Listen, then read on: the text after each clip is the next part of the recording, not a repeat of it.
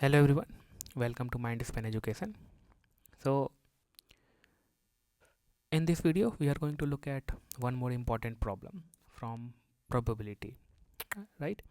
और ऐसे ही important problems का हम लोगों ने 4-5 वीडियो अभी तक बना दिया है.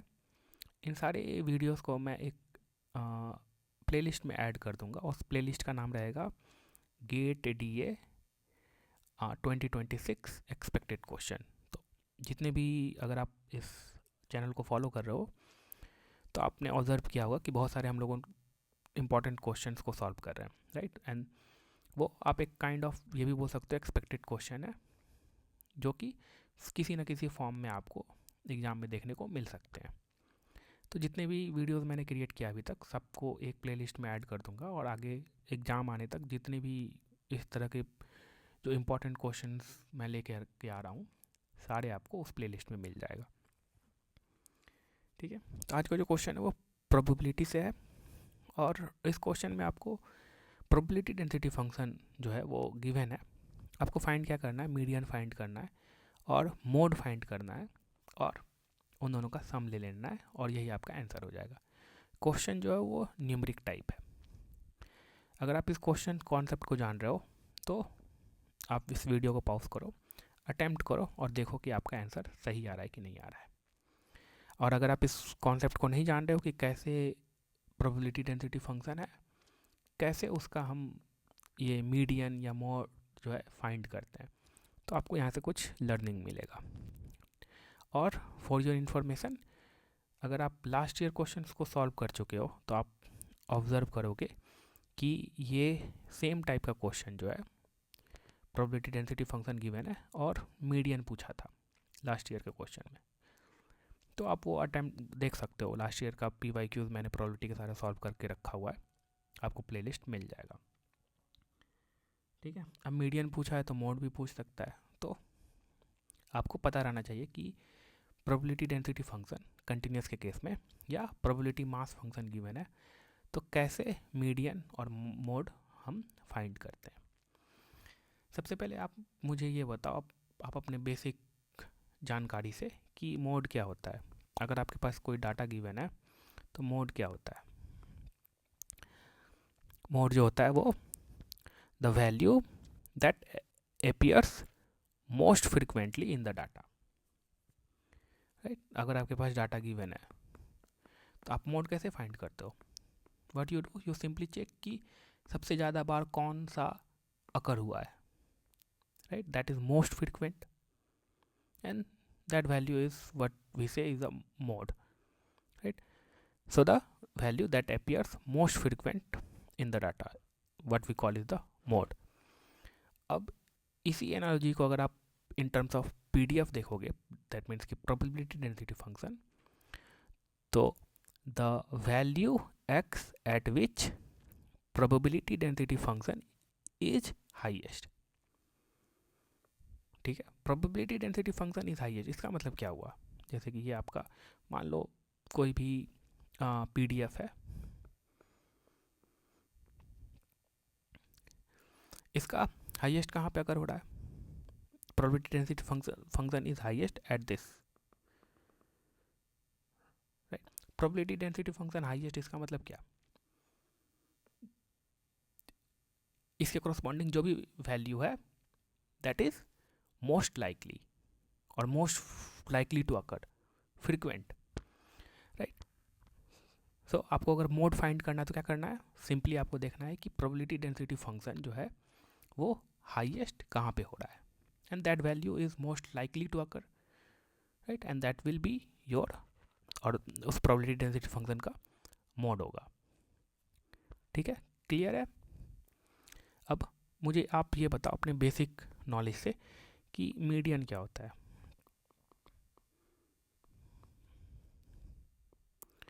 ये सब जान रहे होगे आप कि मीन, मीडियन, मोड, ये सब क्या है, सब सारे सेंट्रल टेंडेंसीज है.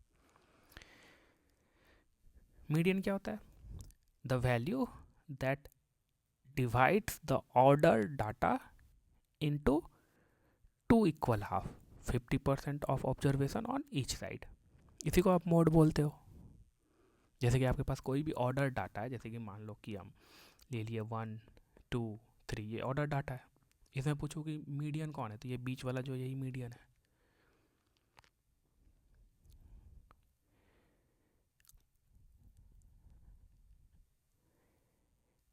ठीक है।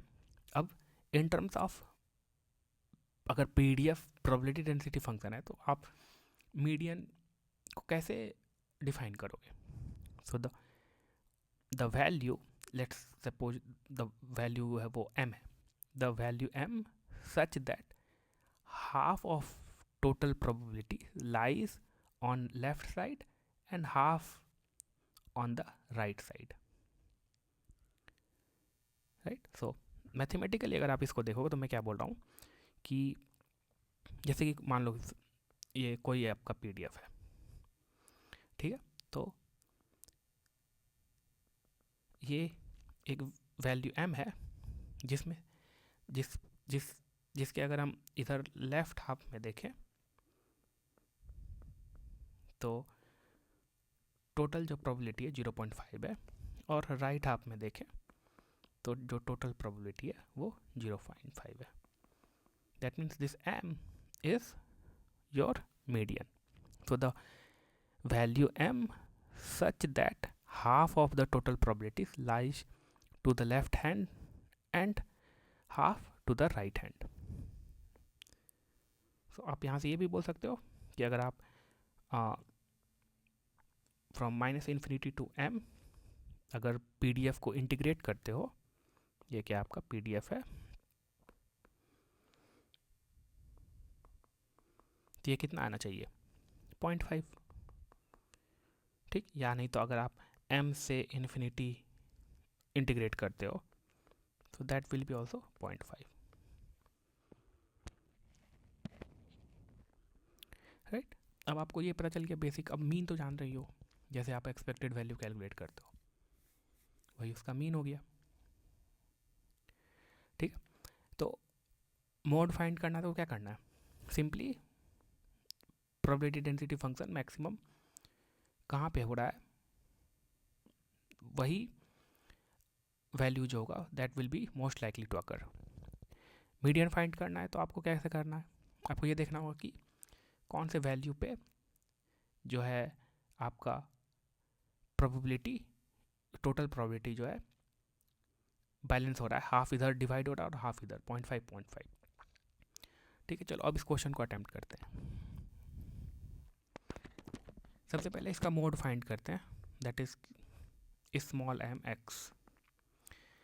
आपको पीडीएफ ये गिवन है, अगर आप इस पीडीएफ को देखो तो यहाँ पे देखो बहुत इजी होगा मुझे मैक्सिमम कि किस वैल्यू पे मैक्सिमम मुझे मिल जाएगा, क्योंकि ये सिंपली डाउनवर्ड पाड़ा बोला है, ठीक है। तो मुझे कैलकुलस जो है, क्योंकि डाउनवर्ड पाड़ा बोला एक स्टैंडर्ड फंक्शन है, उसका मुझे पता रहता है कि जो मैक्सिमम वैल्यू अकर होता है वो कहाँ पे अकर होता है -b/2a पे। ये आपका a हो गया, that means a is equal to -1, ये b इज इक्वल टू 2 हो गया, c इज इक्वल टू 3 हो गया, राइट।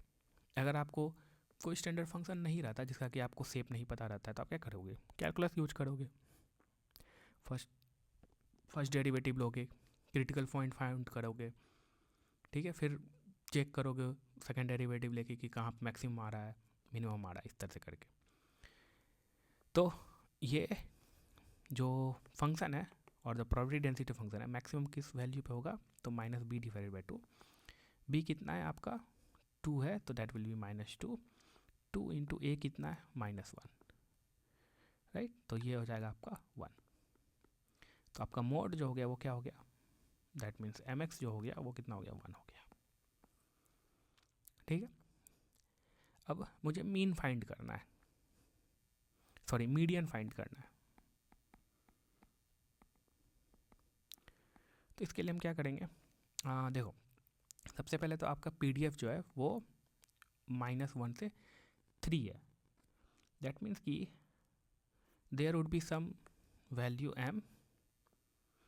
अगर मैं इसको फ्रॉम -1 टू m इंटीग्रेट करूं, राइट, किसको 3/32 minus x square plus 2x plus 3 dx is equal to 0.5 आना चाहिए। और या नहीं तो आप क्या कर सकते हो, m से लेकर के 3 तक इंटीग्रेट करो and that should be equal to 0.5, right. तो इसको हम इंटीग्रेट करते हैं, ये हो जाएगा आपका 3/32 बाहर आ जाएगा and this will be 3 plus x square plus 3x m is equal to 0.5। ये 3/32 ये आपका एक क्यूबिक इक्वेशन बन जाएगा मुझे लग रहा है, m³/3 plus m square plus 3m और फिर ये हो जाएगा आपका minus, so that will B minus minus plus and फिर माइनस 1/3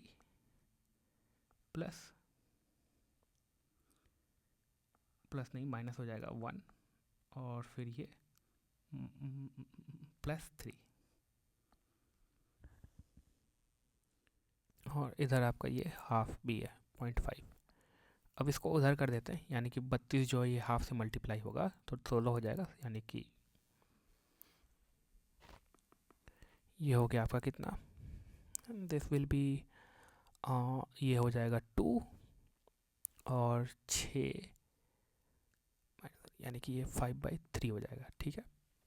ओवरऑल आपके पास जो इक्वेशन आएगा वो आएगा m³/3 plus m square plus 3m plus 5/3 is equals to 32 को हाफ से डिवाइड करेंगे 16 हो जाएगा 16/3, राइट। तो इसका जो फाइनल इक्वेशन होगा m³ plus 3m square plus 9m plus 5 is equals to 16, यहाँ माइनस होगा। अगर आप इस इक्वेशन को देखो m³ plus 3m square plus 9m और ये हो जाएगा -11 is equals to 0। Cubic equation कैसे सॉल्व करते हैं, हिट एंड ट्रायल पहले करते हैं, 1 -1 0 2 हिट एंड ट्रायल करो पहले। अगर 1 लेते हैं तो ये -1 हो जाएगा, ये +3, ये 9 3 12 और ये 11, चलो 1 के साथ ही हो गया, यानी कि एक रूट कितना हो गया m is equal to 1। Other root कैसे फाइंड करेंगे, आप क्या करो सिंपली, अगर एक रूट हो गया तो m-1, एक तो फैक्टर ये होगा क्योंकि 1 जो है वो रूट है। अब आपके पास यहाँ जो भी रहेगा वो क्या रहेगा, ये क्वाड्रेटिक इक्वेशन रहेगा। तो आपको क्या करना है, यहाँ क्वाड्रेटिक इस तरह से लिखना है ताकि ये मिल जाए आपको, ठीक है। तो ये हो जाएगा आपका यहाँ पे m स्क्वायर